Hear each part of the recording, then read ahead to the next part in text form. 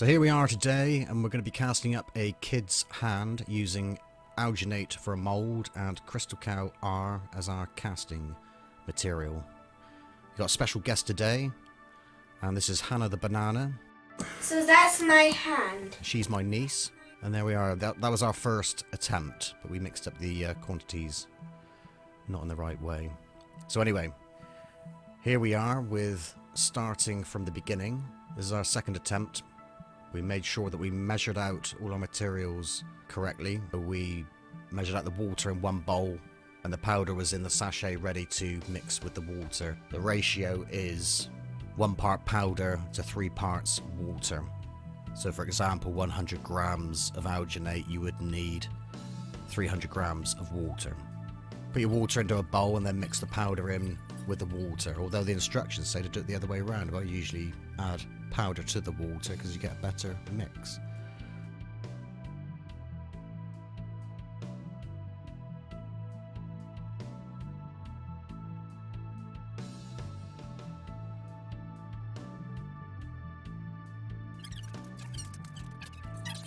So there, I'm mixing the alginate.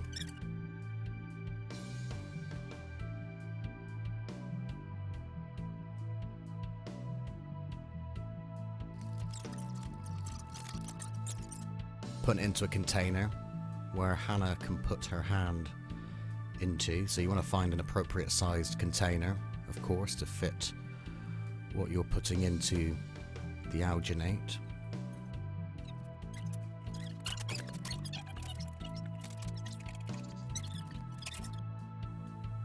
And there's Hannah just about to put her hand into the alginate and keep that still. Check it, yeah. Like that, that's it.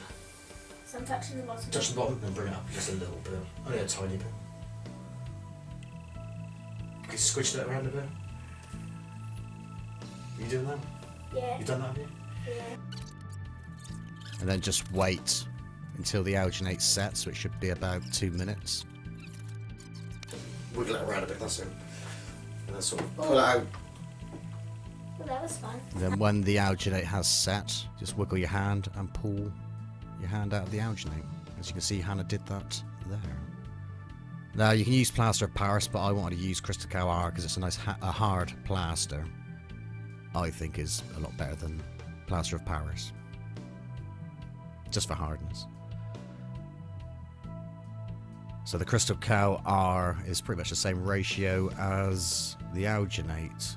So it'd be 1 part Crystacal R, 3 parts water. So we mix the powder to the water to make sure we get a consistent mix, just to make it easier. And then we'll pour the plaster into our already made mould with the alginate. And as you can see, just pouring that into the mould.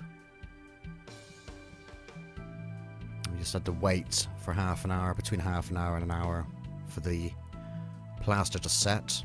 Now I'm just like tapping some air out if there's any air in there. So you just tap that just to make sure all the air is out of the plaster. And we just wait for the plaster to set, and then we can demold the cast. And any excess plaster you got, I'm just using a mould, a silicone mould of a fairy door there. Just use any excess plaster, as we don't want to waste anything. And there's Hannah being cheeky.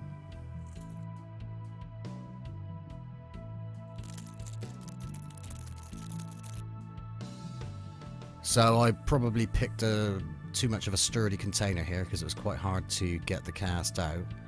And because I wiggled the mould, the casing, the container, too much, I ended up breaking some of the fingers, but we repaired the fingers. So bear that in mind. You might want a container that you can release the alginate from a lot easier to avoid any breaking of your hand cast.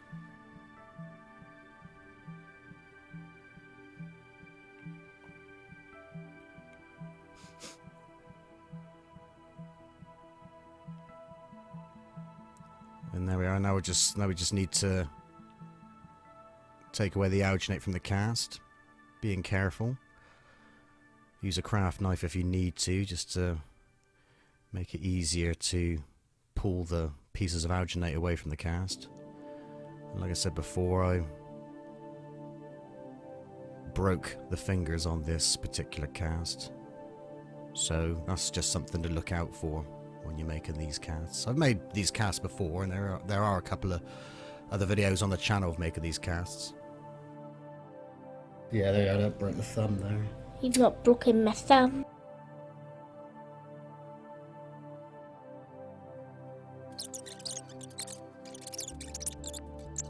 Oh, sorry, Hannah, there's one finger. There's a bit of a swine, isn't it? Look. What have you done to me? Hand! So there we are, yeah, I broke all the fingers and the thumb. But I glued them back in place with some PVA glue, and if you have any little dents in the, if there's any holes and stuff, any chips, which may have been a result of breaking the fingers, you can fill it in with some filler, and I used a little bit of poly filler to do that. But of course, ideally, you don't want to break your hand at all, so like I say, go careful and choose your containers wisely, so it's easy or easier to take the alginate mold away from the container that you're using. I've used a plastic bag inside another container before, which seems to do the trick. Did you enjoy the video of making your hand, Hannah? Yeah. It's a shame it broke, but we got it fixed, didn't we? It's much better now it's fixed. I made this hand, well, we made this hand, and yeah, it's got like all my texture, my thumbprints, so yeah, and you can see my nails in it. You're going to paint it? With my nails, yes. So we filled in where the cracks were, where I broke the fingers off. And on my one, I didn't break it. Yeah. Somebody did. So yeah, you shouldn't break it. I was a bit silly there because I wiggled the container, so you don't want to wiggle it around and break the bits that stick out. So good job then. Yeah. Thanks for watching, and over and out for now.